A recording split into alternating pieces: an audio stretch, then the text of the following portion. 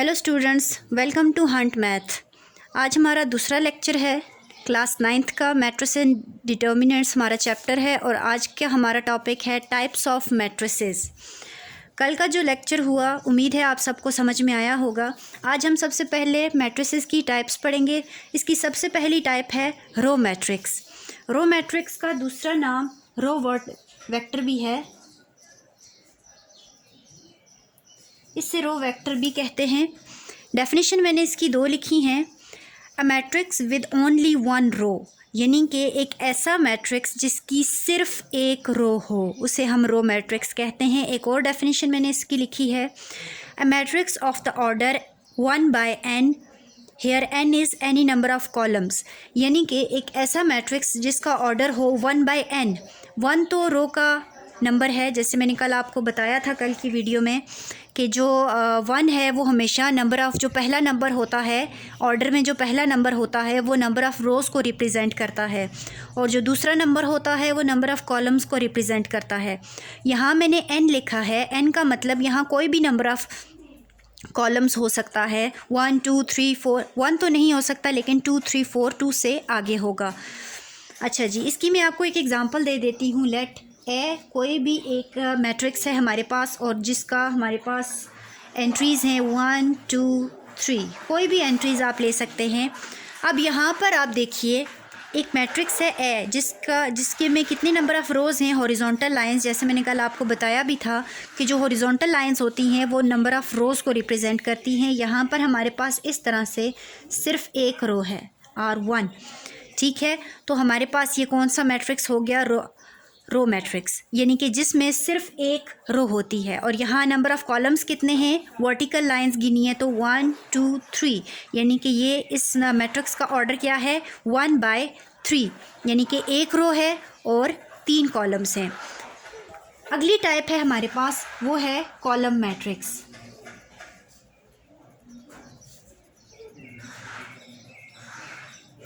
इसे column vector भी कहते हैं। ये इनके नाम है। रो मैट्रिक्स को रो वेक्टर भी कहते हैं, इसी तरह से कॉलम मैट्रिक्स को कॉलम वेक्टर भी कहते हैं। अब इसकी डेफिनेशन सिमिलर हैं लेकिन रोज़ कॉलम में चेंज कर देते हैं। मैं आपको लिख के बताती हूँ। अ matrix with only one column is called a column matrix.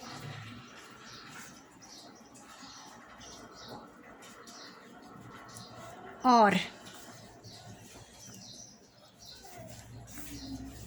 the matrix of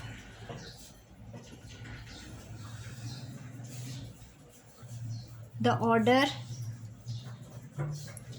n/1. Here n is any number of rows,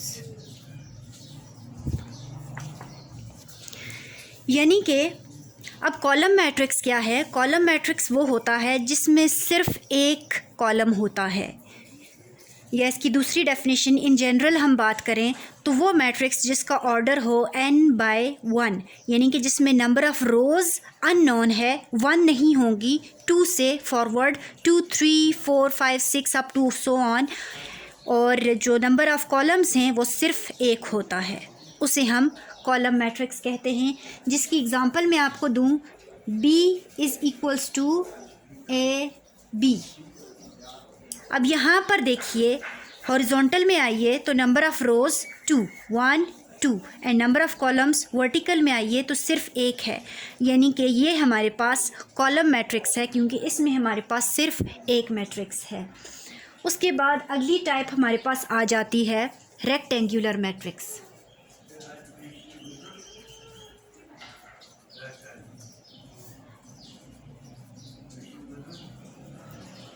rectangular matrix, अब इसके नाम से ही आपको पता चल रहा होगा कि रेक्टेंगुलर रेक्टेंगल से निकला है, यानी कि वो मैट्रिक्स जिसकी शेप हमारे पास रेक्टेंगल के जैसी हो।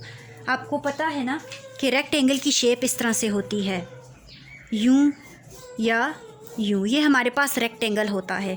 अब हमारे पास जो भी मैट्रिक्स बनेगा रेक्टेंगुलर मैट्रिक्स, या उसमें हम इस तरह से करके एंट्रीज़ लिखेंगे या उसमें हम इस तरह से करके एंट्रीज़ लिखेंगे, जिसकी मैं आपको अभी एग्जांपल पहले मैं डेफिनेशन लिख देती हूँ।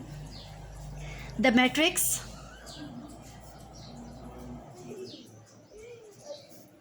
इन विच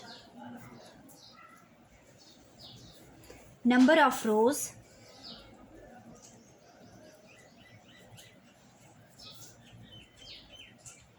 is not equal to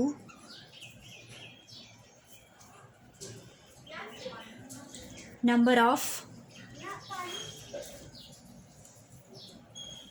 columns। और यहाँ पर भी और है, यहाँ मैं आपको डिफरेंट मैक्सिमम 2 ही लिखवा रही हूँ, 2 से 3 डेफिनेशंस मैं आपको लिखवाती हूँ। आपको जो इनमें से कन्वीनियंट आसान लगे, जो ज़्यादा समझ में आए, आप उसे याद कर लें। The number of the numbers arranged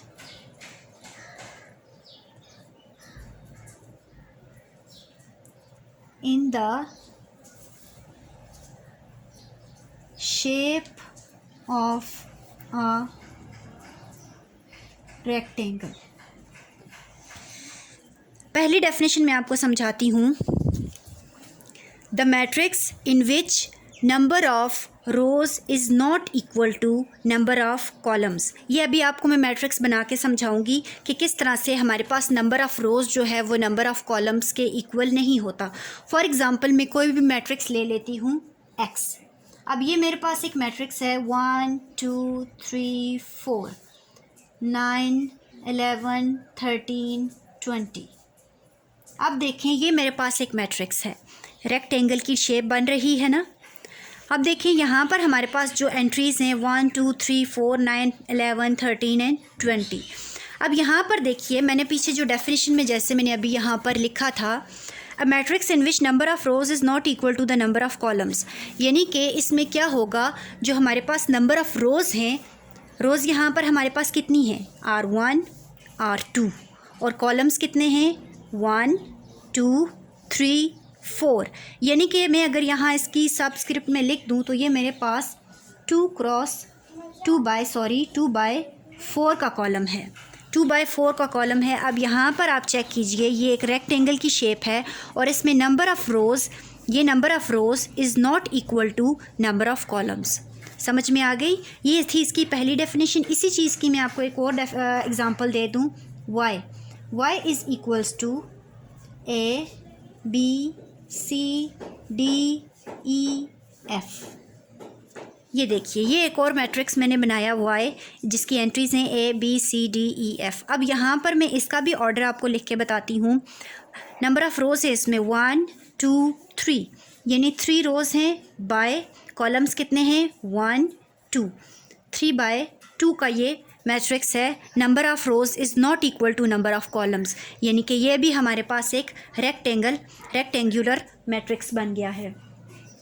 अच्छा जी, उसके बाद इसकी जो दूसरी डेफिनेशन थी, यहाँ पर इसमें क्या लिखा है, the numbers arranged in a shape of a rectangle. ये तो बिल्कुल आसान है, यानी कि ऐसे नंबर, हम नंबर्स को इस तरह से अरेंज करें कि वो एक रेक्टेंगल की शेप बनाएं, तो उसे हम रेक्टेंगुलर मैट्रिक्स कहते हैं।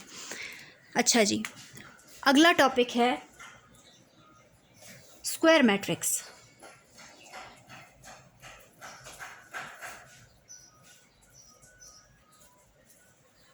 स्क्वायर मैट्रिक्स, अब इसके भी नाम से हमें पता चल रहा है, स्क्वायर सबको पता होता है स्क्वायर क्या चीज़ है। स्क्वायर एक ऐसी शेप है जो हम ज्योमेट्रिकल शेप्स पढ़ते हैं बचपन से। ये हमारे पास एक ऐसी शेप है जिसकी चारों साइड्स इक्वल होती हैं, यानी कि अब यहाँ पर इसको देखें हम, क्योंकि मैट्रिसेस को डील कर रहे हैं तो इसमें नंबर ऑफ़ रोज़ और नंबर ऑफ़ कॉलम्स को हम देखते हैं, साइड्स को नहीं देखते। तो number of rows and number of columns में हम स्क्वायर मैट्रिक्स को किस तरह डिफ़ाइन करेंगे। डेफिनेशन लिखती हूँ, द मैट्रिक्स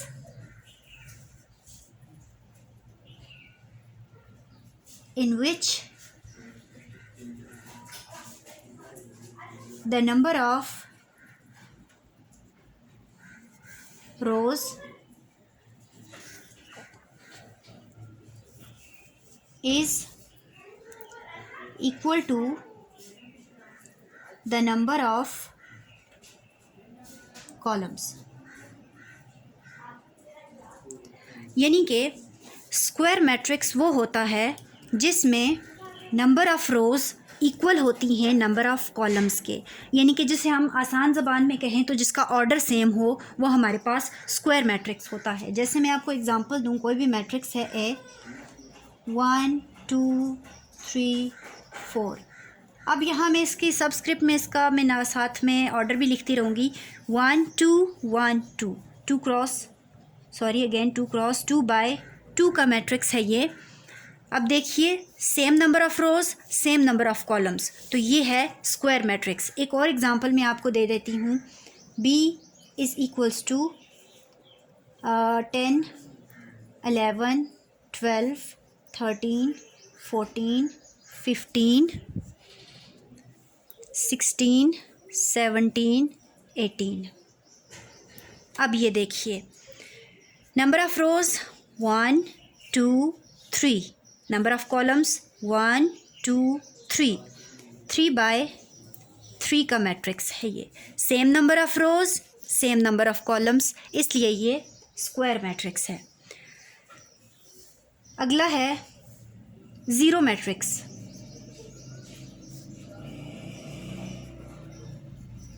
इसे हम नल मैट्रिक्स भी कहते हैं।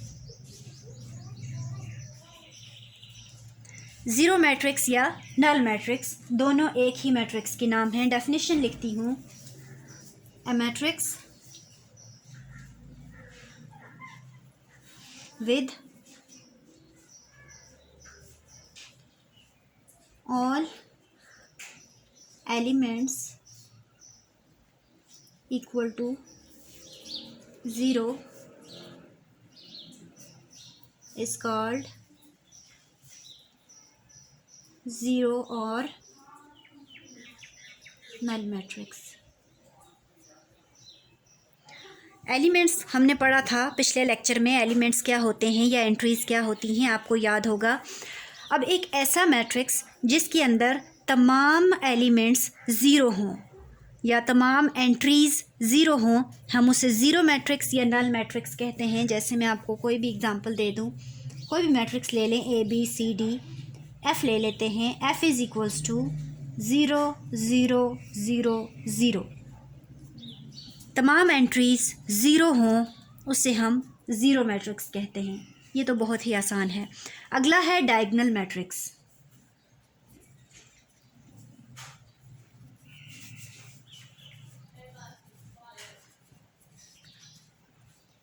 डायगोनल मैट्रिक्स पढ़ने से पहले मैं आपको बता दूं कि डायगोनल क्या होता है।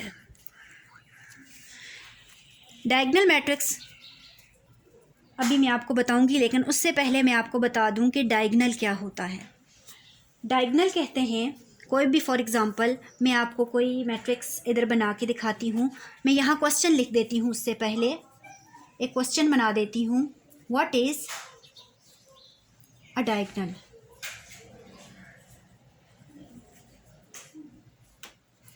यहाँ पर, अब यहाँ पर नेक्स्ट पेज पर जाते हैं।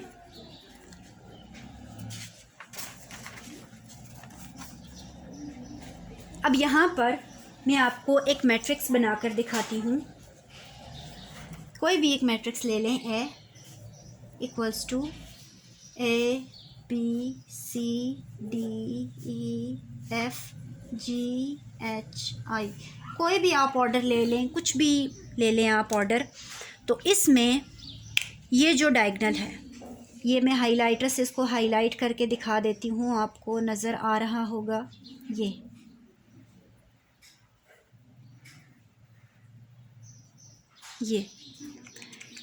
ये जो लाइन मैंने लगाई है, हाईलाइट किया है, ये जो 3 एंट्रीज़ को मैंने हाईलाइट किया है, इसे डायगोनल कहते हैं। इसके 3 नाम हैं। इसे प्रिंसिपल डायगोनल भी कहते हैं, इसे प्राइमरी डायगोनल भी कहते हैं, या इसे मेन डायगोनल भी कहते हैं। यहाँ पर मैं इधर लिख देती हूँ प्रिंसिपल और प्राइमरी और main.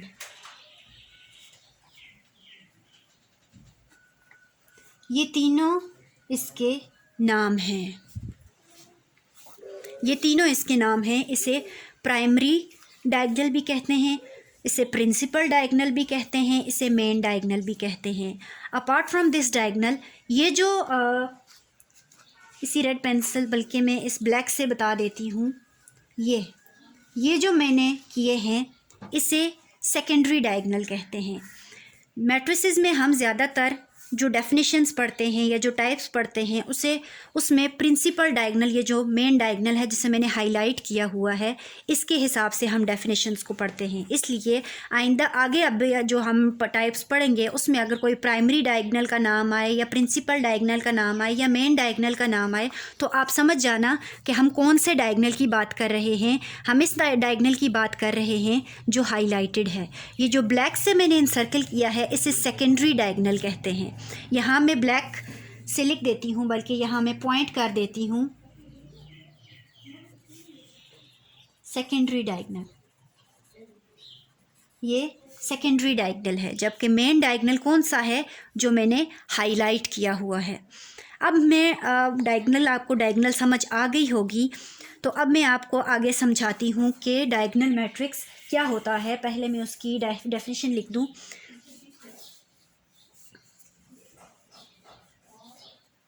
A square matrix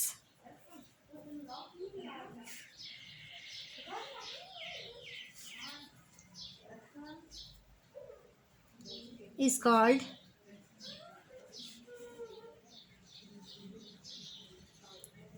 diagonal matrix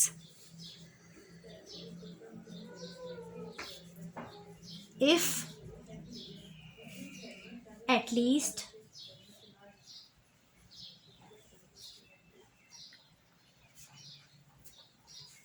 one element of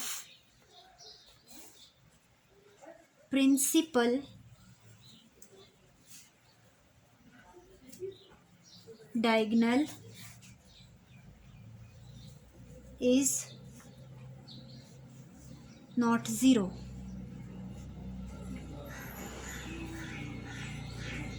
and non diagonal, जिसे हम सेकेंडरी डायगोनल भी कहते हैं, इससे नॉन डायगोनल, यहाँ मैं स्लैश डाल के लिख देती हूँ नॉन डायगोनल। नॉन डायगोनल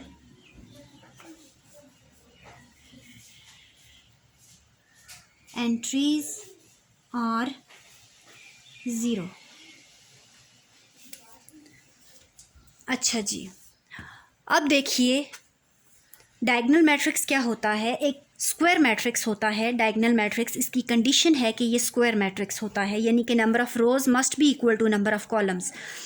एक स्क्वायर मैट्रिक्स होता है जिसमें जो प्रिंसिपल डायगोनल होता है उसमें एटलीस्ट एक नॉन ज़ीरो नंबर होना चाहिए, यानी कि एक नॉन ज़ीरो नंबर जो ज़ीरो ना हो, 1 2 3 अप टू सो ऑन में से कोई एक नंबर हो। जबकि जो नॉन ज़ीरो डायगोनल्स हैं, ये बाकी जो हैं ये नॉन डायगोनल्स हैं, ये ज़ीरो के इक्वल होने चाहिए। जिसकी मैं आपको एग्जांपल दूं, कोई भी मैट्रिक्स ले लें, ए बी सी ले लेते हैं। सी इज़ इक्वल्स टू 1 0 0 0। अब देखिए ये मेरे पास है प्रिंसिपल डायगोनल जिसमें एक नॉन ज़ीरो एंट्री है। नॉन ज़ीरो यानी कि 1 है, और बाकी जो नॉन डायगोनल हैं यानी जो सेकेंडरी डायगोनल हैं वो हमारे पास ज़ीरो होते हैं। ये इसकी कंडीशन है, बल्कि आप कह दीजिए कि स्क्वायर, ये जो हमारे पास डायगोनल मैट्रिक्स होता है उसमें 3 कंडीशंस होती हैं। नंबर 1 ये स्क्वायर मैट्रिक्स होता है। नंबर 2 प्रिंसिपल डायगोनल में एक एंट्री नॉन ज़ीरो होती है। और नंबर 3 एक एटलीस्ट एक हो सकती है, मतलब इससे ज़्यादा भी नॉन ज़ीरो हो सकती हैं, लेकिन कम से कम एक एंट्री नॉन ज़ीरो हो। अगर सारी एंट्रीज ज़ीरो हो जाएंगी तो वो डायगोनल मैट्रिक्स नहीं बल्कि नल मैट्रिक्स बन जाएगा। इसलिए कम से कम एक एंट्री जो है वो नॉन ज़ीरो हो, इससे ज़्यादा भी हो सकती हैं मेन डायगोनल के अंदर। ठीक है। और बाकी जो नॉन डायगनल्स हैं उसमें तमाम एंट्रीज़ ज़ीरो होनी चाहिए। एक और मैट्रिक्स मैं आपको बना के दिखाती हूँ, D, दैट इज़ 1 0 0 0 2 0 0 0 3।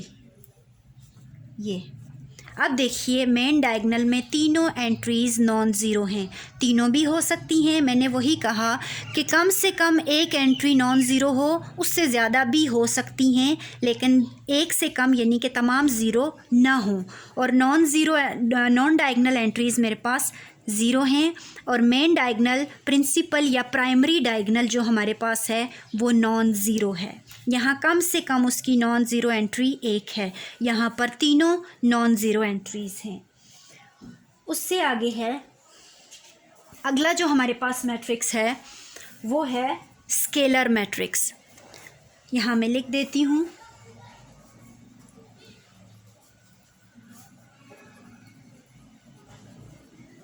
अब स्केलर मैट्रिक्स क्या है? अच्छा जी, डेफिनेशन में लिख देती हूँ, it is a diagonal matrix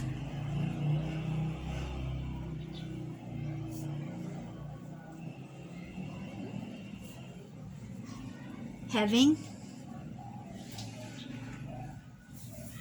same non-zero entries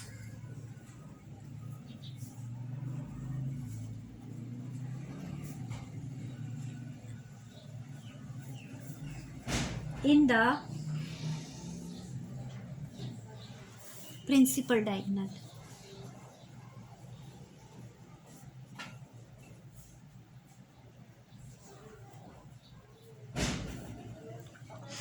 अब देखिए स्केलर मैट्रिक्स की पहली कंडीशन कि वो डायगोनल मैट्रिक्स होता है।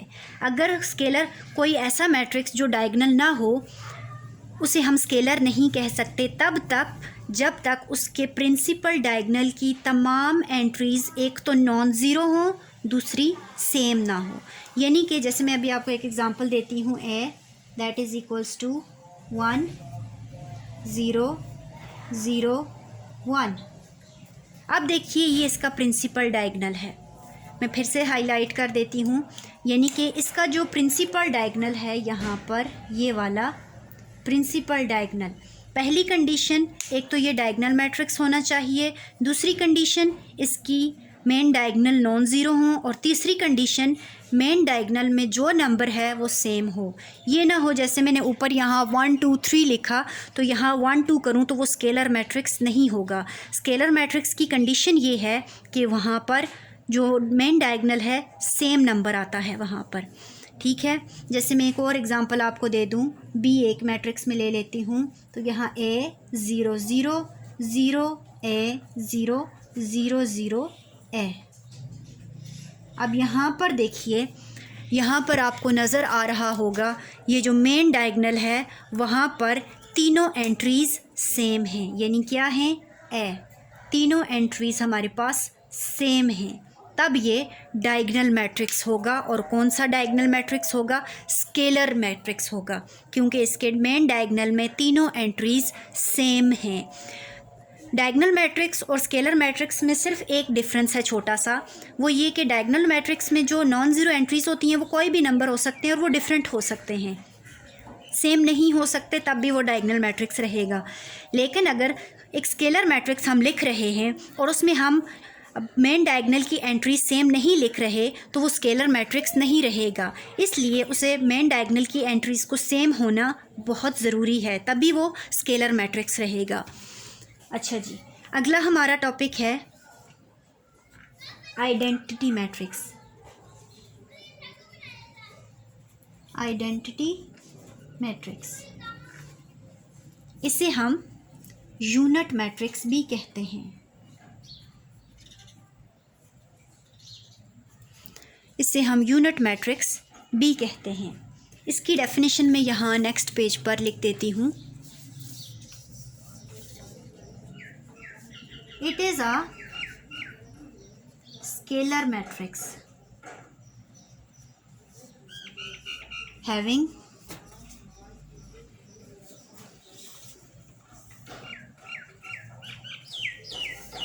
each element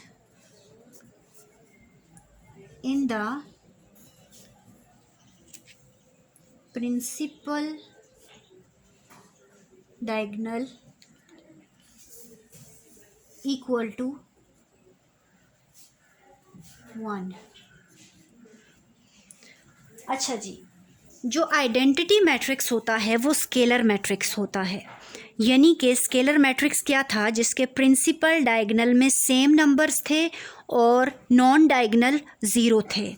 अब ये स्केलर मैट्रिक्स होता है, लेकिन यहाँ पर जो मेन डायगोनल होता है, प्रिंसिपल डायगोनल होता है, उसमें जो नॉन ज़ीरो जो मेन डायगोनल होता है, प्रिंसिपल डायगोनल, उसकी एंट्रीज़ 1 के इक्वल होती हैं। जैसे कि कोई भी मैं मैट्रिक्स लेती हूँ, C1 0 0 0 1 0 0 0 1। अब ये 3 क्रॉस 3 का मैट्रिक्स है मेरे पास। अब यहाँ पर देखिए मेन डायगोनल की स्केलर मैट्रिक्स ये कैसे है। ये स्केलर मैट्रिक्स ऐसे है कि इसके मेन डायगोनल में सेम नंबर है और जो नॉन डायगोनल हैं वो ज़ीरोज़ हैं। ये आ गया स्केलर मैट्रिक्स की कंडीशन। अब यूनिट मैट्रिक्स या आइडेंटिटी मैट्रिक्स की क्या इसमें आ गई है, वो ये है कि उसमें प्रिंसिपल डायगोनल इक्वल टू 1, यानी जो प्रिंसिपल डायगोनल की तीनों एंट्रीज़ या 2 एंट्रीज़, जितना भी आपका ऑर्डर है, उसमें जितनी एंट्रीज़ हैं मेन डायगोनल की वो 1 होती हैं। जबकि स्केलर मैट्रिक्स, अब स्केलर मैट्रिक्स और यूनिट मैट्रिक्स में अगर आपको डिफ्रेंसिएशन आ जाए कि differentiate between a scalar matrix and an identity matrix, तो आप क्या लिखेंगे कि स्केलर मैट्रिक्स की जो मेन डायगोनल की एंट्रीज़ होती हैं वो सेम हो सकती हैं और वो 1 के अलावा भी हो सकती हैं। जबकि जो हमारे पास यूनिट मैट्रिक्स है या जो आइडेंटिटी मैट्रिक्स है, उसमें हमारे पास मेन डायगोनल या प्रिंसिपल डायगोनल की एंट्रीज़ 1 के अलावा कुछ भी नहीं हो सकती, इसीलिए उसे यूनिट मैट्रिक्स कहते हैं। यूनिट मीन्स 1, यानी कि यूनिट मैट्रिक्स इसको इसलिए कहते हैं क्योंकि इसके प्रिंसिपल डायगोनल की एंट्रीज़ 1 होती हैं। अच्छा जी, आज हमने ये 6 से 7 मैंने आपको टाइप्स पढ़ाई हैं, कुछ रहती हैं वो इंशाल्लाह आपको नेक्स्ट लेक्चर में पढ़ाएंगे। इसके बाद मैं अब चलती हूँ आज की एक्सरसाइज पर। एक्सरसाइज 1.2, जिसमें हमारा पहला जो क्वेश्चन है वो ये है कि आपने बताना है, आपको कुछ मैट्रिसेस में यहाँ पर लिखूँगी जो आपने बताने हैं, इनमें से कौन सा मैट्रिक्स कौन सा है, उसका नाम बताना है। ये स्केलर मैट्रिक्स है, रो मैट्रिक्स है, आइडेंटिटी मैट्रिक्स है, यूनिट मैट्रिक्स है, या जो भी हमने अभी पीछे टाइप्स पढ़ी हैं, आपने उनमें से देख के वो बताना है। अच्छा जी, अब यहाँ पर मैं क्वेश्चन लिख लेती हूँ।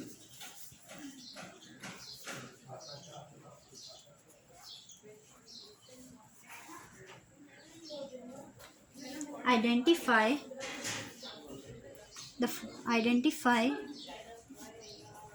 the given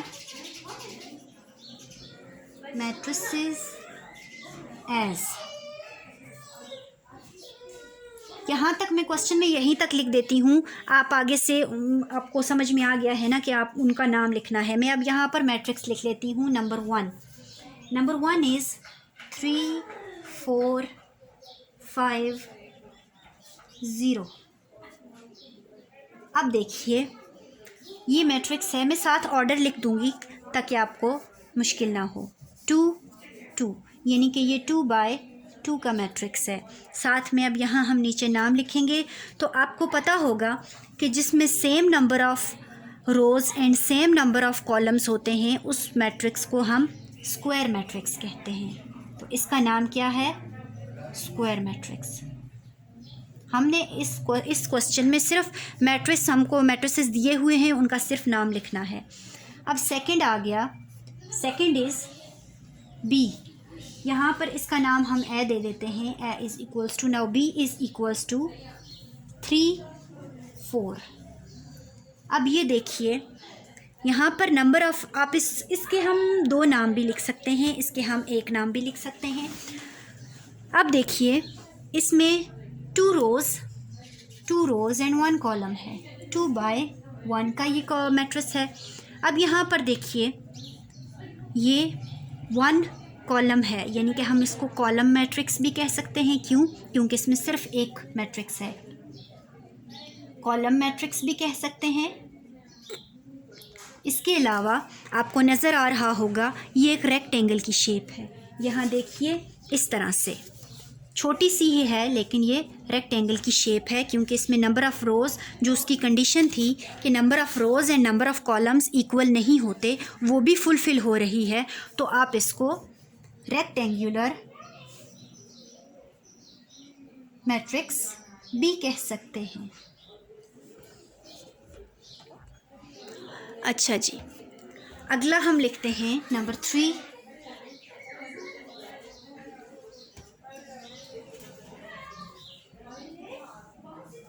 नंबर 3 में लिख देती हूँ E is equals to AEIO। अब ये देखिए E एक मैट्रिक्स है, इसमें एक रो है, 1 2 3 4 कॉलम्स हैं। अब देखिए तो ये क्या बना, एक रो और 4 कॉलम्स, यानी कि ये आप इसको नंबर 1 तो आप इसको रो मैट्रिक्स भी कह सकते हैं मैट्रिक्स, और आप इसको रेक्टेंगुलर मैट्रिक्स भी कह सकते हैं क्योंकि रेक्टेंगल की शेप बन रही है। मैं चलें सिर्फ एक लिख देती हूँ, रो मैट्रिक्स। अच्छा जी, आपको समझ आ गई होगी। इसी तरह से 2-3 नाम और हैं, अगर आपको पीछे सारा समझ आ गया है तो आप उनको देख के वहाँ से समझ के आप उनको ईजीली नाम दे सकते हैं। तो अब टाइम शॉर्ट है इसलिए मैं अपने सेकंड क्वेश्चन पर आ जाती हूँ। सेकंड क्वेश्चन है, आपने मैट्रिसेस बनाने हैं जिनका ऑर्डर आपको दिया हुआ है। Right matrices of given order. आपको कुछ ऑर्डर दिए हुए हैं जिनका वो आपको कह रहे हैं कि आपने मैट्रिक्स ड्रॉ करना है। नंबर 1 इज़ 2 बाय 3 का आपने मैट्रिक्स ड्रॉ करना है। तो आपको पहले पता होना चाहिए इसमें 2 क्या है और 3 क्या है। आपको याद होगा 2 मैंने आपको बताया था कि पहला हमेशा नंबर ऑफ़ रोज़ होता है और सेकंड नंबर हमेशा नंबर ऑफ़ कॉलम्स होता है, यानी कि आपने एक ऐसा मैट्रिक्स बनाना है जिसमें नंबर ऑफ़ रोज़ कितनी हो, 2, और नंबर ऑफ़ कॉलम्स कितने हों, 3। अब रोज़ 2 हैं तो 2 3 में यहाँ लिख देती हूँ। इस तरह से 2